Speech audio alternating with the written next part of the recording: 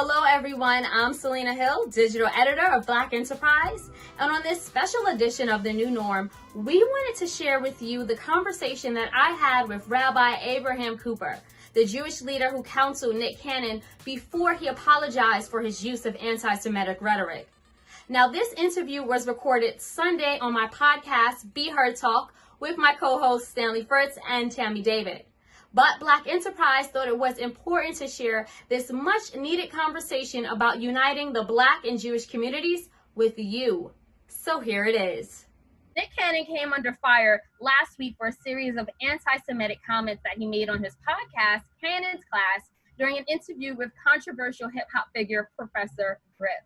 Now, the multimedia entrepreneur and host of The Masked Singer amplified Griff's view that Jewish people control the media, and he perpetuated anti-Semitic conspiracy theories.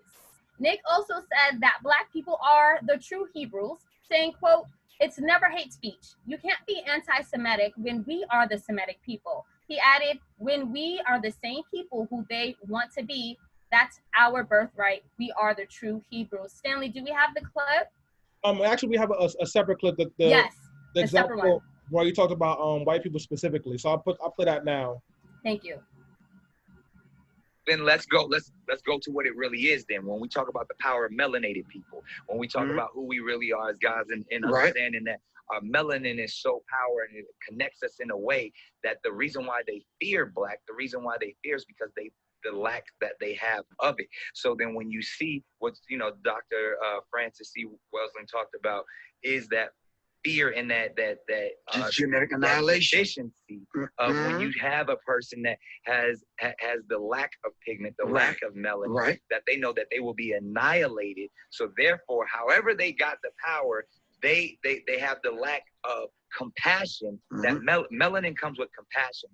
Melanin comes with soul that we call it soul. We soul brothers and sisters. That's the melanin that connects us. So the people that don't have it are a little, and I'm gonna say this carefully, are a little less, and where the term actually comes from, because I'm bringing it all the way back around to Minister Farrakhan, to where they may not have the compassion or the when they were sent to the mountains of Caucasus, when they didn't have the power of the sun, that the sun then started to deteriorate them. So then they're acting out of fear, they're acting out of low self-esteem, they're acting out of a deficiency. Thank you, Stanley, for playing that clip. That was, again, another clip where he talked about specifically white people or non-melanated people.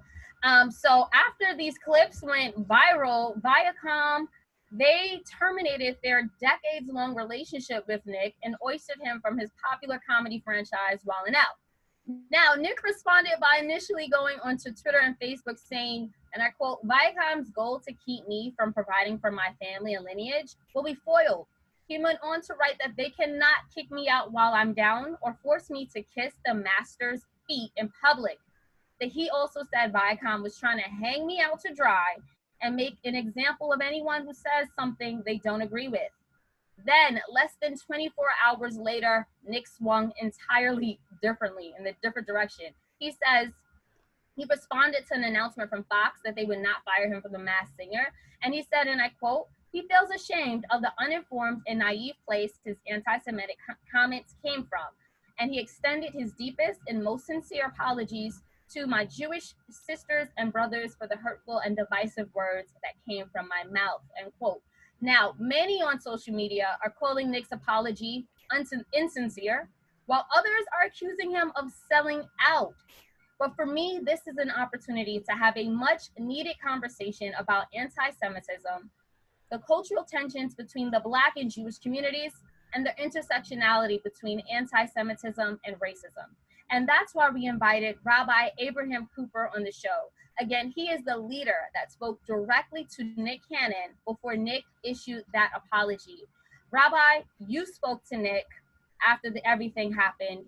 What did you say?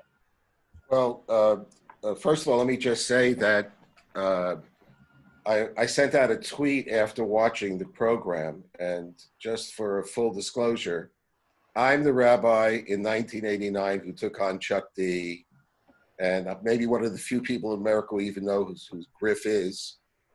And you know, there I am watching a YouTube, and I'm just hearing what I heard back in 1989, and now hearing the same tropes. You know, Jews control the banks, Rothschild, all the rest of that stuff. So my tweet was just real quick. If you want a PhD in hate, watch this YouTube. Apparently, Nick saw the tweet. He wrote a note to the Wiesenthal Center asking to speak, and which I was prepared to do, but we sent him in advance something we'd actually released about 3 weeks ago of quotes from Minister Farrakhan going back to the 1980s about Jews, about gays, about Hollywood, etc. Because I wanted the conversation to be substantive and not for someone to say, you know, I don't know. We had a long talk on Wednesday night. You know, I said, when I watched you say to me, I'm not a Jew, I'm not the real Jew. I mean, that's a trope that's been around, unfortunately, for a very long time, often pushed by extremists in the Muslim world. That's sort of the ultimate put down. Imagine if someone came to you and denied your blackness and said, you know, well, we know that, you know, your color of your skin, whatever it might be. By the end of the conversation, he said, you know, I want to, you know, apologize to you. And I said, honestly, don't apologize to me. Every Jew feels that way. You know, you put it out on a platform. Your job is to apologize to them. But I also said to him right then before we even met, is that be aware that Kareem Abdul-Jabbar earlier this week wrote an explicit, you know, op-ed about anti-Semitism within the African-American community. He was immediately called a Judas, an Uncle Tom, and in the back pocket of Zionists. Well, I know Kareem for a long time, and he was fearless on the court. You know, he's an author, is well-established personality beyond basketball, and a really, you know, independent thinker and a courageous individual. I'm not worried about Kareem. He can take care of himself. But you understand that if you really mean this, you're going to get a blowback, which did come. That led to a meeting Thursday that ran for about 3 hours, very wide-ranging. And another meeting tomorrow. Unfortunately, the Museum of Tolerance is still technically closed because of the virus. But we'll meet here in Los Angeles to try to discuss some practical ways we can move forward. Why I say that is, you know, we come from a faith that introduced the concept of repentance, the possibility of change to the world, maybe one of the most important contributions that Judaism ever made. On the other hand, we don't believe in saints. We don't believe in original sin either, which means that the most important part in evaluating another person or another community, more than words, are deeds. You have to figure out if you're going to, you know, people say, well, do you think he really meant it? And et cetera. We can't look into hearts of other individuals. And I've had situations before, including with a pretty high profile a fellow in the African-American community, where there was a rapprochement, and then during the course of the last couple of weeks, you know, going off the rails again in terms of anti-Semitism. But I think, having met him, he's extremely bright, extremely well-read. He surprised me because he knows a couple of very important quotes from the, not only from the Hebrew scriptures, but from the Talmud. And his Hebrew pronunciation was impeccable. So this is someone with a voracious appetite, you know, to learn, to read, et cetera, et cetera. And again, at the same time, when you live a life in which it's always wide open, it's always on social media, whatever, every hiccup, whatever you say. But in the case of the dialogue with Griff, to me, the frustration is this was just the repetition. Again, like here we are 30 years later, hearing the same crap over and over and over again. And that's something that, you know, we all have to deal with. Absolutely. And Rabbi Cooper, thank you so much for letting us know Shortly after that conversation, Nick Cannon put out some cryptic post about wanting to leave here on Earth. He later admitted that he was having some suicidal thoughts. What was his state of mind during your conversation? Because it seemed like something went drastic. Well, the backlash and everything happened, and it seemed like there was a drastic turn in this narrative. Well, look, I'm now an expert on Griff because on Nick Cannon because I spent a half hour on the phone and 3 hours in person. So I can't fully evaluate where he's coming from. Oh, you don't know his personality, right? Well, it's been a long time since I went out on a first date. So look, I think. Again, we forewarned him that, and I think he understood that whatever he was going to say, it would go sideways, backlash, et cetera, et cetera. That is the culture that about 1 billion people around the world, mostly of the younger generations, have embraced. And that's also, part of the price tag for that is you almost never have a time to reflect, to take a deep breath. I imagine that if he shut off his Twitter feed for 72 hours, people would hire private detectives to find out if he was still alive. So I honestly, the person I met is quite vital. He's highly motivated. He's someone who he's telling us would like to do the right thing. And also, to be perfectly honest, we realize this is all happening in real time when his future, culturally and financially is hanging by a thread. So we're not naive, but at the same time, yes, there is a moral obligation to give a person a second opportunity. And the way to do that, I told him a famous story about a great rabbi named the Chafetz Chaim, which means the lover of life. He lived about 150 years ago. He would have had 0 followers on Twitter. Why? Because his thing in life was he told people, don't ever repeat a rumor, even if you think it's true. That's about as 18th century or 19th century as you can get. And the story went that one of his followers came to see him one day, distraught, crying, and he said, Master Rebbe, I've been following you, listening to your sermons for 40 years, and I've tried never to repeat, but this morning I heard a rumor about my neighbor, which I knew to be true.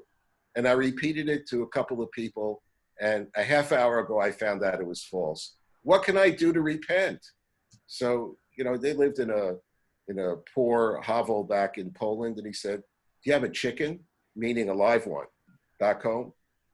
He said, yeah, well, go home, pluck the feathers from the chicken. Okay. Make a line with those feathers from your door to the door of the person you hurt. I don't want to know who it is. And from his door all the way back to the study. So 90 minutes later, he comes back, out of breath. Master, I went home, I plucked the chicken, the feathers, I made the right, and all the way here. Am I forgiven now? And the rabbi said, yes, my son, you're forgiven. There's just one more thing you have to do. Collect the feathers. So I told Nick, your job, because you're actually one of the few people in the world who's in a position to collect the feathers. You have millions of people who are following what you're saying, what you're doing. Your mission is to collect the feathers. And we'll know soon enough. That's in terms of the quote unquote apology. Assuming that we're going in the right direction, and I believe that we are. Yeah. The bottom line issue is, how do we work together? You've got a museum of tolerance. You've got a dynamic, creative person. So how do we move forward, in this time? Look, if there was no COVID, the meeting would have taken place in the Museum of Tolerance. We're locked down. We were one of the main spaces here in Southern California, California, after the LA riots, after we're all about that kind of dialogue. Absolutely. So, moving forward. And Rabbi Cooper, we also want to explore just the history of anti-Semitism, because I think for some people, we aren't as familiar. We hear the Jewish stereotypes, so we don't know how deeply rooted they are. And before we get to that, Tammie, let me just ask you, what was your reaction to Nick Cannon's remarks? You know, as a woman of color who's lived overseas, you lived in Germany. Not only that, but as a millennial, I'm pretty sure your reaction was different from Rabbi's. Yeah, so his comments are like aggressively ignorant. A lot of people in like our community, I feel like, would hear it and say, oh, why is it such a big deal? You know, I feel like Nick was mostly saying positive things, or, you know, Nick was just speaking historically. The problem is that it's untrue. These are just, you know, he spouted a lot of rhetoric, but a lot of it didn't have much truth to it, geographically, historically, and in terms of like Jewish people holding major mantles of power. And that's really what shocked me, because, you know, in Germany, it's literally still illegal to spout Nazi propaganda. And so children are taught like from very young what the truths are in terms of, you know, what that group did or said. They learned very early the sort of verbal tactics used to subjugate the Jewish people. And so when you hear something like that over there, like a Rothschild theory, it's like, it's just laughable and it's ludicrous. And so when I heard it, I was like, why are we even debating this right now? Nick Cannon is so wrong. Like, why are we defending the ability to not be truthful and harm another group in the process of doing so? Stanley, I want to get your voice in here as well. Were you surprised at the backlash that Nick Cannon received? You know, he was fired. A lot of people calling for him to be canceled. Were you surprised? No, I was not surprised about the backlash. And I want to kind of like answer a little bit of the question you asked Tammie to answer the question you asked me. I was not surprised when Nick Cannon made those comments either, or when Griff said those comments. These are comments I've heard all my life. These are comments as you walk to 125th Street and I'm Clayton Powell, or 125th Street and 5th Avenue, you will hit a Black Israelite saying. And the fact of the matter is like there's a large chunk of the Black community that is anti-Semitic because they are anti-white. And mainstream society has now depicted Judaism and Jewish people as white. And we know that there's an entire diaspora of Jewish people from all over the world. But so like, that's why it didn't surprise me. It also didn't surprise me when it was such a punitive response from Nick Cannon, because as I just said, like modern society depicts Jewish people as white. And if there's one thing society will protect is whiteness. Now, Nick Cannon was 100% wrong for what he said. And he's 100% wrong for bringing Griff on that show, who obviously is clearly anti-Semitic. But we also need to like go to the underpinnings of some of the deeper problems, which is white supremacy. Folks are trying to find the solutions for white supremacy, and they're looking to anti-Semitism to find those solutions, which is not only wrong, but it's also dangerous because, as the rabbi said earlier, there's a lot of affinity between Black people and Jewish people, and there are Black Jewish people, and we should acknowledge that. But I do find it interesting on Viacom's part to be so punitive with Nick Cannon. We don't see that kind of energy for when clips come out from Donald Trump or Tucker Carlson or Tomi Lahren or Roger Stone, who earlier today said, I don't have time for this Negro during an interview. We don't see that kind of punitive action when there's hate speech geared towards Black people. And once again, that's because modern society sees Jewish people as white. I just want to keep on driving that point home. Stanley, before I let you go, before we actually move on, what about the sellout part? Because those same people that you were talking about who are on 125th in Harlem and Brooklyn and all these communities of color, they're now calling Nick a sellout. What do you think about that? I think they're 100% wrong. Well, first off, like personally, me, I have a deep affinity and appreciation for Jewish people. Like I consider them our families and our sisters and brothers and siblings in the struggle. So if I would have said something that was hurtful, I would apologize just like Nick did. And I would also be trying to do the work to educate myself and others. And I think that's what Nick did. I think folks are pushing back that way because they feel like he is responding to losing his money and getting in trouble with the man. And what we need to do is separate whiteness and white supremacy from Judaism. It is not the same thing. And Nick is not a sellout for saying that these people who have also struggled like my people, who have been enslaved like my people, who have been tortured and punished like my people do not deserve this. While at the same time saying white supremacy and this false dichotomy and idea of whiteness needs to be destroyed completely. Nick is not a sellout for that. And those people, like, it shows you that we have a lot of educating to do because folks' minds are still colonized. And because white supremacy is so insidious, even while looking for Black liberation, you start using white supremacist tactics to do so. If I can, yes, just yes, before Rabbi. we go on, Selena, is that what I noticed also at the beginning of the YouTube that I watched, it said Howard University. And then I myself, when I sat in his studio, right, it says Cannon's class. Well, you know, if you're running a classroom, you got to do your homework. And if you're saying something as a teacher, and he is certainly someone who's a voracious reader and, you know, is going for advanced degrees, a very bright, you know, individual, always, you know, like a sponge, trying to you know, to take in whatever he can. That means, to Stan's point, is that it really does call for trying to go a little bit deeper. You know, and one of the things that John Lewis, of blessed memory, did, and it took, you know, in the run up to the 1999 Million Man Black March on Washington that Louis Farrakhan arranged, he said it was all going to be about repentance.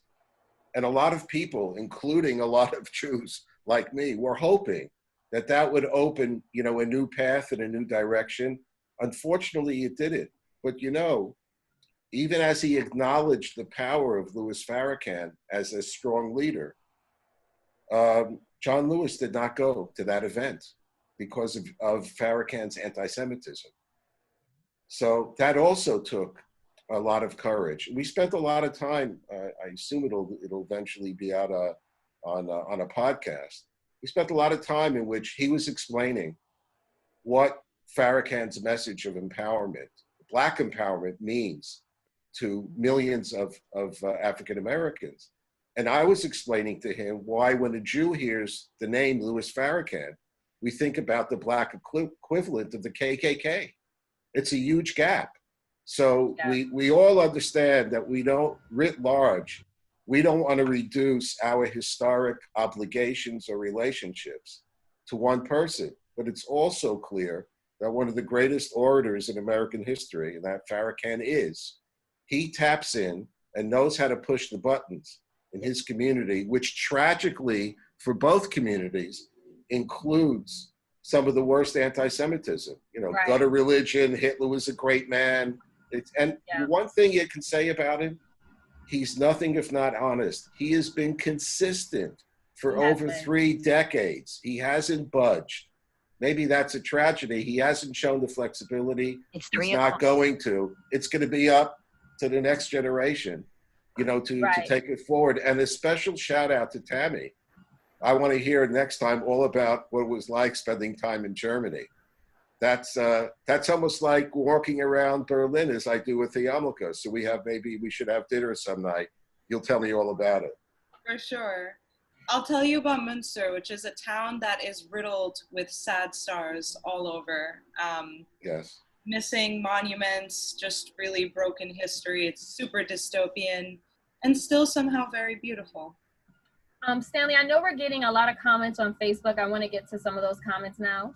Yeah, sure. Thank you so much, Selena. So shout out to everybody who's listening on Facebook Live, Evan Mastronardi, Crystal Chucci, Erica Vladimir. I want to read a comment from Evan, and then I want to read a comment from Crystal. So Evan says, Jewish people are both harmed by white supremacy, but can also perpetuate it and benefit from privilege. I want to make an amendment to that and say white-facing Jewish people can benefit from white supremacy. But I don't know if everyone would agree with that, but I want to make that edit. And then Crystal says, as an Ethiopian Orthodox member of the church, and growing up speaking a Semitic language myself, Amharic, I've just always been lost on centering on Jews and Jews only in relation to anti-Semitism. I mean, maybe it's predominantly a Western belief versus the worldwide one, but it would be helpful if that would be addressed. Rabbi, would you be able to address that? I'm not really sure. Let me make a comment first on Evan about privilege. You know, I did go Yeshiva University up in Washington Heights. And a couple of decades before I came around, the YU started a medical school. In relation to He started a medical school called the Albert Einstein School of Medicine, now one of the most famous places in the world. The reason they had to start the Albert Einstein School of Medicine is that there was a harsh limit on the number of Jews allowed into American medical schools. So the answer of the Jewish community, way before we had quote unquote privilege, or for that matter, any political clout, which we had none during World War II and before, was, well, if they won't let us in, we'll build something better and bigger so that our kids and others will be able to be educated. So, you know, the idea of just sort of jumping over history, I don't know whether or not it's important to have monuments or not, but the idea of erasing history means it allows you to take a quick snapshot and do it from an angle that serves your own prejudices. That's number one. So with respect, if you want to talk about privilege, I don't think any African-American basketball player has privilege. He earned his way there because he happens to be better than 99% of the other people playing basketball. Unless you want to call that privilege as well. I don't. I think it was earned. Now, it's interesting, and I'm glad that the young lady from who's an Ethiopian Christian, I happen to know all about Amharic, because if you visit Israel, I don't know if you guys have before or if you will, I'll be happy when you go, let me know. I want to try to enhance your experience there. And you can meet 8 of my grandchildren in Jerusalem, have dinner with my daughter. But you'll hear Amharic on the streets of Jerusalem, Tel Aviv, and elsewhere, because Ethiopian Jews, black folks, returned home. And by the way, they weren't universally embraced. Yes, we have racists among Israeli citizens. There are 9 million of them. But for us, it's never been about race or about color. We have Chinese Jews, we have black Jews, we have white Jews. We have good people, and we have our own morons and bad people as well. So again, if you see my sort of coming back again and again of rejecting, experiencing life only through the lens of race, that's because the Jewish family is bigger, it's more inclusive. Probably the single largest group in Israel are the Jews who came from the Maghreb, from North Africa, and Yemen, and Iraq, and Iran. So, you know, this lens of reducing or trying to put in or explain the success of any individual only because of privilege, I think is the wrong path. It's the wrong message at a time where the potential for empowerment and advancement among African Americans, I'm sure you can almost feel it. It's palpable. That's why I come back to my original point. Take control of what your teaching moment is. If it's all about that we have to defeat X, Y, or Z, I get that. But what's the vision moving forward? You know, where do you get that vision from? Who creates it? Might you look back to a John Lewis and an MLK? It's not for me. I'm a neighbor. I'm not black. So I can and I won't you know, be involved in saying, do this, that, or the other thing. I could just share our experiences. Rabbi, I know we don't have time to go through an extensive portion of history, but if you can just brief us quickly on what made Nick Cannon's remarks anti-Semitic. What is, because again, like Stanley says, a lot of us hear this all the time, and you know, people don't know, or people don't think that associating Jewish people with having a lot of money is even a negative thing, you know? So can you just brief us again to why this is so harmful and dangerous? Just right. Real quick, can I just jump in real quick? I'm sorry, folks. Sure. I did have some pushback for you, Rabbi, some non-hostile pushback. Like, I think we have to acknowledge the fact that, like, privilege and showing up as white is a privilege in this country because white people get treated differently from black people. And as a black man, I can't take off my blackness. And that impacts the ways that I engage and show up in the world. And like, if you're a Jewish person, but like you are white, you can take off the yarmulke, you can walk the streets and generally be regarded as a white person. And like, that privilege is real.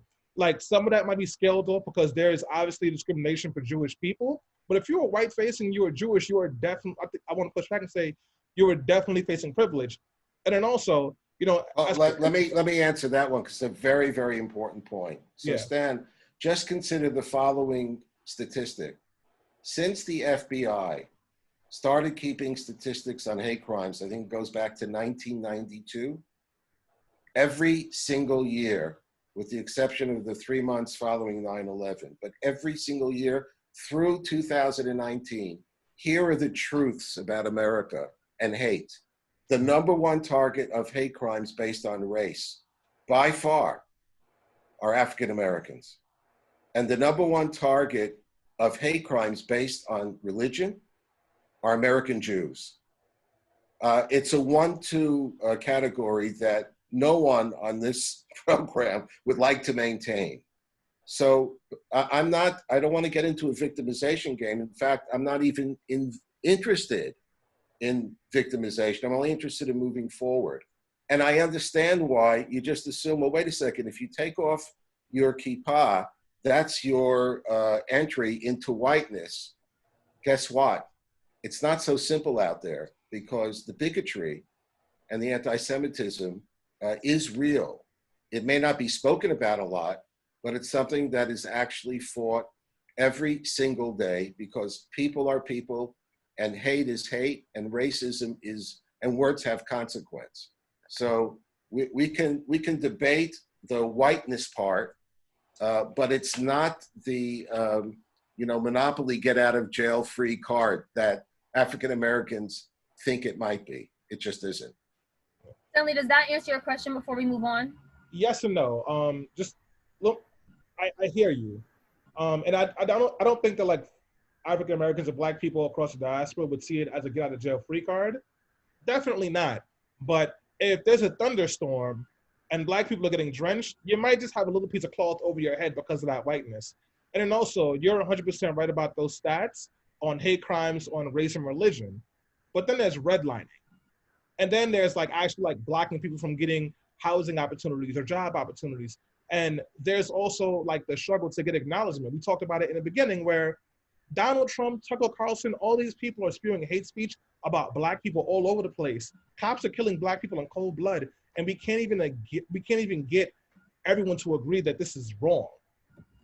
And like, so when we talk about privilege, it's not these are the pieces that I'm talking about. I don't mean to make it confrontational, but I really want to make sure that I'm pointing those things out, because walking around as a Black man, no matter where I go, I'm inherently in danger. And and as a Black woman, the same thing. So I want to make sure we highlighted those pieces. Thank you. I want to point out an aspect of sort of privilege that hasn't been mentioned, but I always like to think about in this conversation. While I do agree, so Rachel, my friend, as a Jewish person, commented that this topic is interesting and requires a lot of nuance because some Jews can benefit from white privilege, how, Black Jews and other Jews of color who exist don't get to exist in the same spaces sometimes that white Jews do. But for me, Jewish privilege is also remembering sort of model minority. And to me, that brings me back to the rabbi's points, which is being a model minority does not necessarily give as much privilege as we think. And I think for the Black community to actually unlearn these stereotypes that, Jews have it better than us, or, they may benefit from systems of privilege, we need to start thinking about where those stereotypes actually come from. It's true, Stan, like white supremacy puts these stereotypes on our radar. It tells Black people that, Jews control all the money in New York and they're the dirty landlords kicking you out. And it tells Jews that, Black people can't be trusted and will run over their businesses. It's the same facet. So, while it is true that I think, being perceived in America as white or having perceived whiteness, despite being a whole separate ethnic group, does land you privilege, it's important to note that their privilege doesn't take them as far as I think our community thinks it does. And there are still, horrible stereotypes that prevent them from achieving like real success and protection in their communities. Being perceived as sort of a group that has it already or is liberated or, you know, may have layers of privilege is harmful to the hordes of Jewish people that are still in poverty and experiencing hate crimes. So it's important to remember that facet of it as well. Yes. Yeah, no, I 100% agree with what Tammie is saying. I just think that I've always seen the Jewish community as being self-sustaining. Like, it seems like, and I don't know if that's wrong, please educate me, Rabbi Cooper, but it seems like within at least the communities in New York that I've seen, compared to, you know, other Black communities, there is a huge, you know, difference in affluence, access, you know, just elitism. It's just, Right. there is a lot. So I think that just seeing that and not having the education is and that's what's problematic. So if you want to just brief us on the history. Well, you know, real quickly, and also let's not forget, unfortunately, tragically, I wish there were no poor people at all in New York or in LA for that matter. But there are probably at least tens of thousands, maybe more, of New York Jews who are at the poverty line or below. So, you know, if you're talking about a stereotype, you know, they get maybe stung twice from that. But that's sort of outside the realm of talking heads and stereotypes. So Tammie could probably tell you she was in Germany. Without going back 3,000 years when the Jewish people were kicked out by the Romans about 1,800 years ago from their land and scattered all over the place. In pretty much every place they went to, they were a minority and a powerless minority. And worse than that, they were kind of stiff-necked, like some African Americans I know, which I know means we must be connected somehow with in DNA, meaning that, you know, we believed in one God, we prayed to that God in our way, and there were Jews who paid the ultimate price because they wouldn't take a knee to another faith. And later on, as throughout history, throughout the Middle Ages, we started coming into the modern era, and you had nationalism taking hold in Europe, and we know what price the colonialism into Africa, that was another disaster, you know, for Black people. But it also meant that what Hitler and his Nazi followers did is they drew on historic religious anti-Semitism, which meant from the church for all those hundreds and hundreds of years, having the Jews around, reminding everyone that there was another path to God, made them the easy whipping boy, and shunned them into what they first did it in Italy. It's called ghettos. The word ghetto is Italian. The first people thrown into ghettos because of their faith near the garbage dumps in Italian cities were Jews.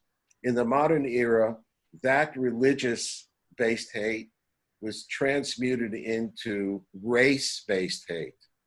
And so the pyramid, which you talk about white supremacy, the ultimate white supremacists were the Aryans, the Nazis, who said that they were at the top of the heap. Everyone else should either be subjugated or removed. And the Jews were identified as subhuman. And when World War II came about, you had the Holocaust. The war was a cover.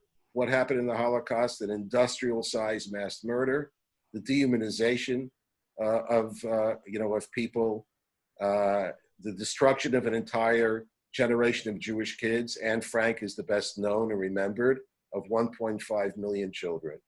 And the tropes that were used were Jews controlled the banks, Rothschild. You just go down the same, it's a dirty religion, they killed God, whatever it is, they put it into what was then a new form in the 20th century called propaganda, way before, you know, it's very interesting. Simon Wiesenthal, we're named after, he lost 89 members of his family in the Holocaust, including his mother, and he became the great Nazi hunter. He was once asked at a university, I was in the audience, could it happen again? And he said the following: if you have an economic or social crisis, if you have a governmental program And if you have technology, this was 30 years before the internet. He said anything is possible. He said, in fact, if the technology that the Nazis had in the 30s and 40s was available in Spain, no Jew would have survived the Inquisition in Spain. No Catholic would have survived in England. And no Protestant would have survived in France. So that always stays in the back of my mind. We live in a world today that's driven by technology, right, not necessarily by thought, but by feeling. We're certainly now living through the most unanticipated, incredible time. Are the dynamics there for real disasters? And it doesn't necessarily mean it'll be a funny man with a mustache and a swastika. And it doesn't mean the victims are necessarily going to be Jews. But the dynamics, the potential, in fact, are always there. And, I guess we just have to be forgiven if we're hypersensitive when these tropes are brought up again, because we were, as Mr. Wiesenthal said, growing up in the 20s, he said, well, he heard on the radio this crazy guy called Hitler, and our first reaction to him were Jewish jokes. And then by the time we woke up, it was too late. So part of where we come from institutionally, where I come from generationally, if someone talks to you about that in those terms, we take it seriously. Rabbi, thank you for that. I do want to get to Rachel's comment. She says in response to the question I asked you, Rabbi, Selena, I think it depends on where in reference to being self-sustaining. Like some communities are tight and self-sustaining, like some Hasidic groups in Brooklyn, but some are not. Where I grew up, even though there were a decent amount of Jews, we didn't really have a self-sustaining community, and we didn't rely or trust each other. So thank you, Rachel, for chiming in there and educating me on that question. We do have to bring this conversation to a close. I know it is really good, but before we wrap up, I just want to get everyone's final thoughts on what needs to be done to strengthen the bond between the Black and Jewish communities. I'll start with you, Stanley. I mean, the simplest solution is education. There really needs to be education done so that, like, we can understand more about our communities and the origins of the communities and the struggle, so that we can see that we're not that different. And then also, I've been saying this all show, but it's really important to state that, like, we need to decolonize our minds from the idea that all Jewish people are white. That is not true.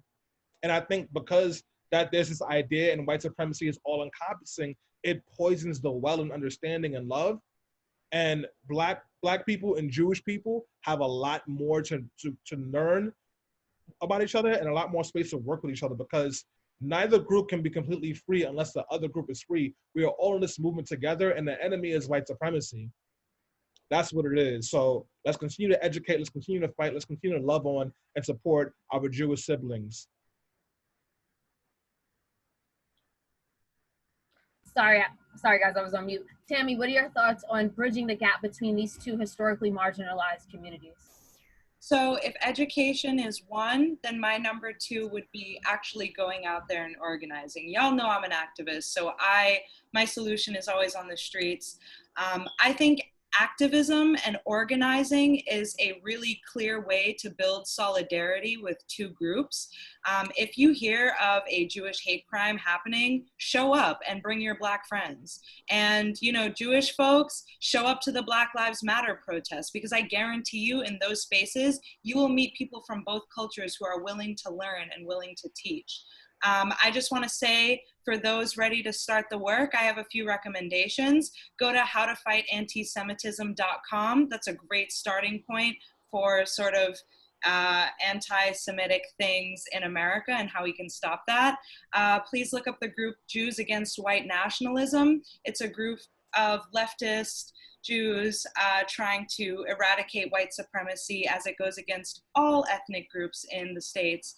And look up the organization If Not Now, which does organizing based on the principle of, if we don't do something now, then when, which is something a lot of Jewish people talk about, especially in remembering how they had to fight against the Holocaust. So get out there, meet a Jewish organizer, have a great conversation. Rabbi, I want to give you the last word on uniting these two communities. Well, thank you. I think it's always, you're taking a tremendous risk giving a rabbi or any clergy the last word, but that's very tolerant of you, I must say.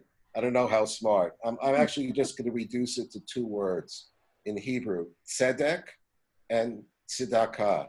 Tzedek means justice. The same root of justice, the word tzedakah, which loosely translates to charity. So there's no distance between those two concepts in Judaism. Moving forward, being compassionate to others and having a commitment to justice goes hand in hand. The way to move that forward is not to fall into the trap of reducing the lens of our humanity to race, of just black and white. If we are able to, as Stan was saying, sort of to embrace each other with our differences, show mutual respect, then anything is possible. But when you come to the table, especially when Jewish people come to the table, they come to the table with both of those Jewish attributes: tzedek, justice, and tzedakah, charity and compassion. Thank you so much, Rabbi. We appreciate not only your time today, but the work you are doing. You are very active in your own community, as well as bridging the gap between the Jewish community, Black community, white community. You know, the work that you're doing is just humanitarian, and I want to just thank you. And I'll close this segment by saying, I think if there's one thing that we learned today is, at the least, we can't cancel people, right? I think that, earlier we were talking about Nick Cannon, and this all stems back to him because he's the one who initiated this conversation. It brought up a great opportunity for us to connect, for us to learn, and for us to hear one another. I think that one of the greatest evils of oppression and white supremacy has been its ability to divide, whether that's Blacks and Jewish people, or even within the Black community when it came to colorism, the house Negro versus the field Negro. We've heard this, we talked about this.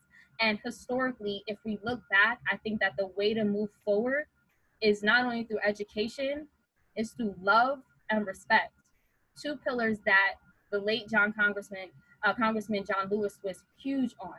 So with us being millennials, look, if you ask me, this world is ours, but it's ours to make it better. And if we can do that, if we respect one another, if we listen to one another, and if we love one another.